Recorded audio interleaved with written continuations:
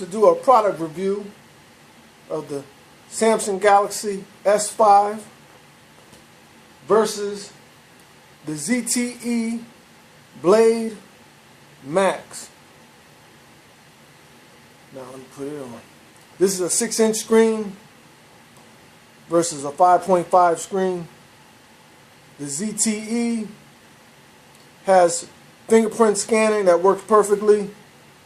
The Samsung S5 doesn't. It has a scanner that when you put your finger here, it's hit and miss. It's not an exact science. Sometimes it works, sometimes it doesn't, so I abandoned it altogether. I added a fingerprint scanner that's supposed to be a prank, but it actually works because after it fails, you go ahead and put in your passcode. So I like that on it. I also like the size of the Galaxy S5 because look how comfortably it sits in your hand. It's plenty big enough to see. Whereas on the ZTE Blade, when you go to use it for navigation, if you're using Uber or Lyft as a driver, it's falling off. You know, it's so cumbersome that it's often falling down. It's hard for the little air vent holder to get a good grip on it. And then if you do get a good grip, think about it. In your car, you only got so much space. This thing is all crammed up half of the time. Now let me continue. What I do like is the premium feel of this. This is a later model phone. I mean, it is quicker, a lot quicker than the S5 I found in my adventures. I'm also finding that this right here is laggy. You know, I can factory reset it and it's still laggy. For example, with the land navigations, a lot of times it doesn't even have the step-by-step, the person voice. Whereas this works without a hitch. It's problem-free and is often problem-free. This one where I go to use talkaphone, sometimes I send a message and it won't even come through. And I know that's as a result of it being too full. So I'll delete some of the text and hopefully it works again. Whereas with this, I don't have that problem so much.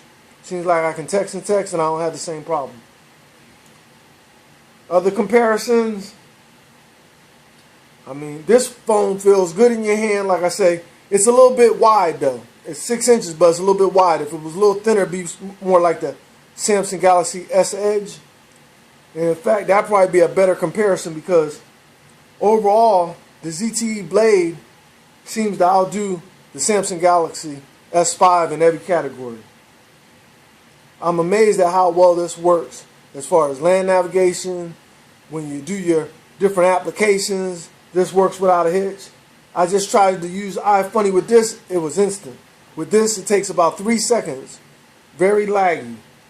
The S5 is very laggy. With this, you can buy other cases, but you gotta go online. They're not readily available. With this, same thing, you go online and get nice fancy cases. Or because it's the S5, you can probably find cases other places. I really think that these phones are comparable, even though this is supposedly a flagship and this is supposed to be an off-brand ZTE. They both perform like flagships. If anything, the ZTE performs more like a flagship than this. A lot of people never heard of ZTE. They go, Samsung, sure, we heard of that, but what's ZTE? Well, the ZTE is coming up in the world because by comparison, this is very good. Now let's talk about battery life. This one I can just swap out my various batteries. I have over 3 of them. Pop one out, pop another one in. I should have 24 hours worth of usage without having to worry about turning down the brightness of the screen to make the battery last longer. I don't have to worry about any of that because, like I said, if you have about 4 batteries, you keep them in constant rotation, charging them. Plus, this has a fast charger that came with it, and you can buy another one separately where once you put it in, it's charged from 0 to 100% within about 45 minutes. This one, not so much. This does have a different type of cable that you put in there. And it does have fast charging. Let me take that back. Same thing. You put it in, about 45 minutes later, you're fast charged. But it doesn't have the removable battery, so that's a thing to note.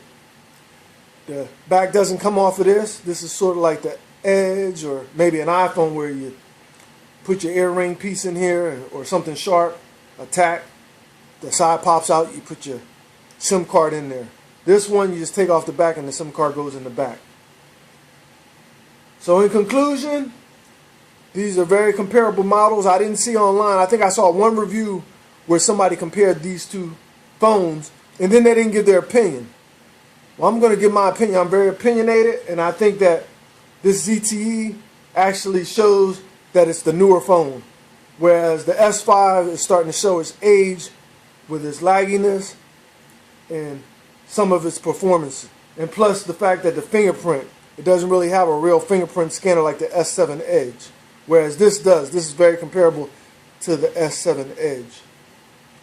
So obviously I prefer the ZTE. It is kind of a mixed blessing because it's so big that, like I said, when you go to do the car navigation, you're going to find out that this spends more time on your car's floor than it does up on the air vent that it's supposed to be sitting, because it's so big and heavy that it often falls. Whereas with the S5, you don't have that problem. But you do have a big problem with the S5. The navigation, Google Maps, doesn't even speak half the time. Whereas I go to this and use Google Maps, it works. So I don't know what the glitch is with that. I've called about it, and I looked online on YouTube, and I can't seem to find the exact answer for that. But even if that wasn't the case, I still sort of prefer the ZTE. You could actually tell that it's a newer type of phone with the fingerprint scanning, the quickness of it. The graphics are nice. This graphics is alright, but these graphics are very nice. Well, enjoy.